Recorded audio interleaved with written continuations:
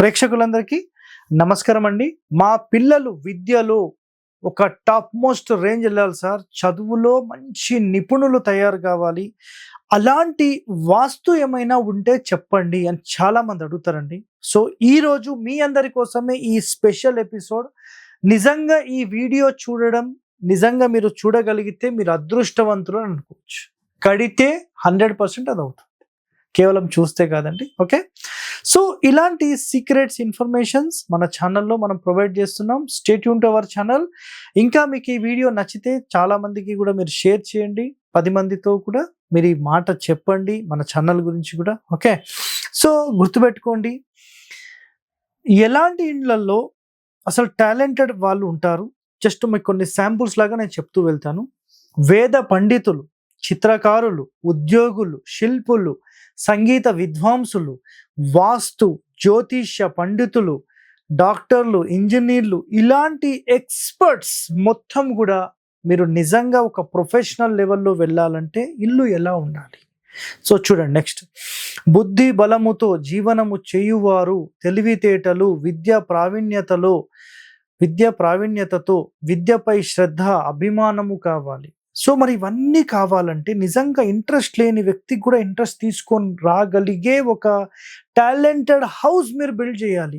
So వాటికి సంబంధించిన రహస్యాలు చూడండి. ఇలాంటి టాలెంట్ కావాలంటే నార్త్ సౌత్ అండి, అంటే ఉత్తర దక్షిణాలు అనేవి పొడవు ఉండాలి స్థలం, తూర్పు పడమరలు స్థలం వెడల్పు తక్కువ ఉండాలి, ఉత్తరం రోడ్ ఉండాలి. కండిషన్ గుర్తుపెట్టుకోండి, ఓకేనా. అలాగే ఉత్తరంలోనే రోడ్ ఉండి ఉత్తరంలోనే మెయిన్ డోర్ ఉండాలి. దక్షిణం ఖాళీ తక్కువ ఉండాలి అండ్ దక్షిణం ఎత్తుగా ఉండాలి. ఉత్తరం ఖాళీ ఎక్కువ ఉండాలి, ఉత్తరం పల్లం ఉండాలి. సో గుర్తుంది కదా, ఉత్తరం పల్లం ఉండాలి, ఖాళీ ఎక్కువ ఉండాలి, ఈస్ట్ వెస్ట్ సమానమైన ఖాళీ ఉండాలి. గుర్తుపెట్టుకోండి, ఇక్కడ తూర్పు పడమరలు సమానమైన ఖాళీ పెట్టి దక్షిణ ఖండం ఇల్లు నిర్మించి దక్షిణంలో ఖాళీ తక్కువ, పొడవు మొత్తంలో ఒక భాగం పెట్టి ఉత్తరంలో 2-3 భాగాలు 4 భాగాలు పెడితే ఇంకా చాలా సూపర్. ఈశాన్యంలో నీటి ప్రవాహం ఉండాలి, అంటే ఈశాన్యం వైపుగా నీటి ప్రవాహం ఉంటుంది కదా, మామూలుగా చిన్న కాలువలు అట్లాంటివి ఉండాలి. నెక్స్ట్, అధిక పల్లం ఉత్తరంలో పెట్టి అధిక ఎత్తు దక్షిణంలో పెడితే. సో ఇక్కడ నేను ఒక మాట చెప్పాను, దక్షిణంలో ఎత్తు ఉండాలి, ఉత్తరంలో తక్కువ ఉండాలి అని చెప్పాను. మన మహానుభావులారా, దయచేసి వీడియో మొత్తం చూడండి. సగం చూసి మీరు డిసైడ్ చేసుకోకండి. ఇక్కడ గుర్తుపెట్టుకోండి, చాలా మంది చేసే మిస్టేక్ ఏంటంటే దక్షిణం ఎత్తు ఉండాలి, ఉత్తరం తక్కువ ఉండాలని చెప్పి ఇట్లా పెడతారు.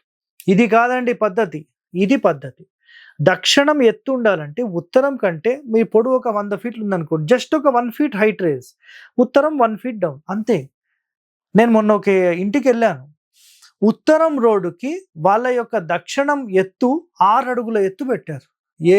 ఏం మాట్లాడతారండి. ఎవడో వచ్చాడంటే వాస్తు పండితుడు, ఆ వచ్చిన వాడు ఏం చేశాడంటే మొత్తం నీకు దక్షిణం ఎత్తు ఉండాలి అని చెప్పి మొత్తం కనీసం 150 ట్రక్కుల మట్టిని పోపించేశాడు.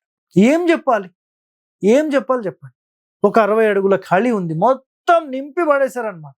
అది పెట్టిన తర్వాత, ఇది ఎక్కడో జరగలేదండి, చెన్నై మొన్న రీసెంట్గా నేను వెళ్ళాను కదా. ఎప్పుడు వెళ్ళానంటే జనవరి 2025లో వెళ్ళాను. జనవరి 7వ తేదీ రోజు అక్కడ ఉన్నాను నేను. ఆ టైంలో నిజంగా 6వ తారీఖు అనుకుంటా, 7వ తారీఖు రిటర్న్లో ఉన్నాను. 6వ తారీఖు అక్కడికి వెళ్తే అంతకుముందు ఉన్నప్పుడు చాలా బాగుంటాయి, మరి బాగున్నప్పుడు ఎందుకు చూపించారు సార్ అనే ప్రశ్న రావచ్చు. వాళ్ళు ఒక టాయిలెట్ ఎక్స్టెన్షన్లో బయట కడదాము, ఎక్కడ కడదామని ఒక వాస్తు వాళ్ళని పిలిపిస్తే ఆయన వచ్చి అసలు దక్షిణం పల్లం ఉందే, అసలు నీకు ఇట్లా ఉంటే మొత్తం నష్టం జరుగుతుంది, ముందు నింపు అని చెప్పి ఆయన బలవంతంగా నింపి పెట్టేసి వెళ్ళిపోయాడు. ఆ రోజు నుంచి ఈ రోజు వరకు 17 సంవత్సరాలు ఏమో అయింది. 17 సంవత్సరాల్లో 100 కోట్ల ప్రాపర్టీస్ మొత్తం సోల్డ్ అవుట్, అమ్ముకొని రోడ్డు మీద పడిపోయారు. సరైన వ్యక్తిని మీరు సంప్రదించకపోతే మంచి జరగడం తర్వాత అండి, చెడు జరగకుండా ముందు చూసుకోండి. అది ముందే క్లియర్గా చెప్తున్నాను నేను. సో ఈ సలహా అయితే మీరు గుర్తుపెట్టుకోండి, దక్షిణం ఎత్తు ఉండాల్సిందే, ఉత్తరం తక్కువ ఉండాల్సిందే. బట్ ఎంత అంటే జస్ట్ దీనికంటే కొంచెం ఎత్తు, అంతే, గుర్తుపెట్టుకోండి, మరీ ఎత్తు తీసుకోవద్దు. నెక్స్ట్, ఒకవేళ ఇలాంటి ఇండ్లు మనం కడితే, ఇలాంటి ఇంట్లో మేధావులు పుడతారు, విద్యావంతులు పుడతారు, పండితులు జన్మిస్తారు. అలాంటి ఇంటి లోపల కొత్తగా కాపురం పెట్టి పిల్లలను కంటే ఇలాంటి లక్షణాలు వస్తాయి. దీన్ని సుస్థాన భూమి అంటారు. అర్థమైందా? నైరుతి నుంచి ఆగ్నేయం సమానమైన ఎత్తు, వాయువ్యం నుంచి ఈశాన్యం సమానమైన పల్లం. ఈ 2 హైట్ రేజ్ అయ్యి ముందు డౌన్ అవుతుంది, సమానంగా డౌన్ అవుతుంది. సో మళ్ళీ కొంతమందికి డౌట్ రావచ్చు, సార్ నైరుతి కంటే వాయువ్యం పల్లం ఉండాలి, నైరుతి కంటే ఆగ్నేయం పల్లం ఉండాలి. ఇందులో అది కాదండి. నైరుతి అండ్ ఆగ్నేయం సమానంగా ఉండి వాయువ్యం ఈశాన్యం సమానంగా డౌన్ ఉండాలి. అది నంబర్ 1 అది. సో ఇది వెరీ వెరీ పవర్ఫుల్. నెక్స్ట్, విద్యా పాండిత్యంలో పాటు సునాయాసముగా ధనం సంపాదిస్తారు. సో ధనం కూడా కావాలంటారు కదా, సో నంబర్ 1గా ఇది ఉంటుంది. ధనం, విద్య, దైవోపాసన, శుచి, శుభ్రత, పూజలు, వ్రతాలు చేస్తారు. నెక్స్ట్, కానీ వీరు రాజు కాలేరు. అంటే దీని అంతరార్థం ఏంటంటే విద్యావంతులు, టాలెంటెడ్ పర్సన్స్ ఇందులో తయారవుతారు. రాజు కాలేరంటే మీరు ఒక మంత్రి కావాలి, మీరు ఒక పొలిటీషియన్ కావాలి, దానికి ఇది 100% సపోర్ట్ చేయదు. అర్థమైందా? మీరు ఒకరి కింద, ఫర్ ఎగ్జాంపుల్ మినిస్టర్ కింద నేను ఉంటాను సార్, నేను ఒక ఎమ్మెల్యేగా, నో ప్రాబ్లం. ఇది ఎమ్మెల్యే మినిస్టర్ లెవెల్ వరకు యాక్సెప్ట్, నార్త్ ఫేసింగ్ అనేది యాక్సెప్టెడ్. ఒక సీఎం లెవెల్ క్యాండిడేట్స్కి అయితే ఇది నాట్ యాక్సెప్టెడ్. బట్ పొలిటికల్గా ఇది కొంచెం డౌన్ఫాలే ఉంటుంది, కాబట్టి దీన్ని అంతగా ప్రిఫర్ చేయకపోవడమే మంచిది. ఇది ఒకటి గుర్తుపెట్టేసుకోండి. నెక్స్ట్, ఒకరి కింద ఉండి వారి టాలెంట్ని నిరూపించుకోగలుగుతారు.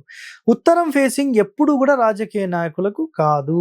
సో అందులో చిన్న చిన్న పొలిటికల్ లెవెల్ పర్వాలేదండి, హై లెవెల్కి అయితే ఇది పనికిరాదు. నోట్, ఈస్ట్, వెస్ట్, సౌత్ చదువుకి పనికి రాదా అని మళ్ళీ ప్రశ్నించే వాళ్ళు ఉంటారండి. అవన్నీ పనిచేస్తాయి, అది ఇష్యూ లేదు. బట్ స్పెషల్లీ మాకు ఇది కావాలి అంటే ఇది అన్నిటికంటే టాప్ మోస్ట్ ర్యాంక్లో ఉంది అని మీకు క్లియర్గా చెప్పేస్తున్నాను నేను, గుర్తుపెట్టుకోండి. నెక్స్ట్, ఇంకా మిగతా ఫేసింగ్స్ కూడా పర్వాలేదు, బట్ నార్త్ అయితే అన్నిటికంటే చాలా చాలా ముఖ్యమైనది. ఇందులో నిజంగా మీరు మా పిల్లలు మంచి టాలెంటెడ్లో ఉండాలి సార్, మా పిల్లలు అసలు విదేశాలకు వెళ్ళి మంచి చదువులో రాణించాలి, ఒక టాలెంటెడ్ పర్సన్స్ కావాలి, మా పిల్లలు సైంటిస్ట్ కావాలి, నాలెడ్జ్లో వాళ్ళని మించిన వాళ్ళు ఉండొద్దు అంటే మీరు స్థలం గుర్తుపెట్టుకోండి, ఉత్తరం ఫేసింగ్ టాప్.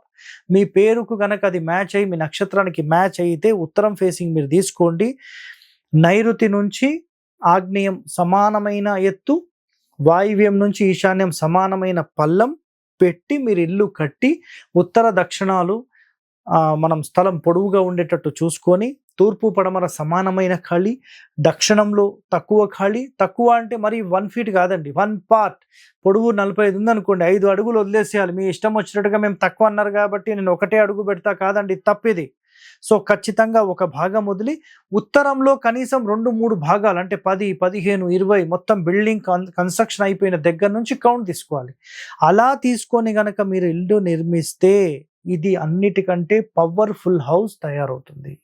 సో ఇలాంటి వాస్తు రహస్యాలు అనేవి చాలా వరకు అరుదండి, ఎవరు తీయరు. సో వీటికి సంబంధించిన ఎంతో పరిశోధన చేసి మనం వాస్తు రఘువీయం నుంచి ఈ రహస్యాలన్నీ బయటికి తీసాం. సో 10 మందికి ఉపయోగపడుతుందనే ఒక కాన్సెప్ట్లో మనం వీటికి సంబంధించిన రహస్యాలన్నీ మీకు చెప్తున్నాం. సో ఇలాంటి వాస్తు రహస్యాలు మీరు తెలుసుకోవాలంటే మన ఛానల్ని వెంటనే సబ్స్క్రైబ్ చేయండి, 10 మందితో షేర్ చేయండి. ధన్యవాదాలండి. Thank you.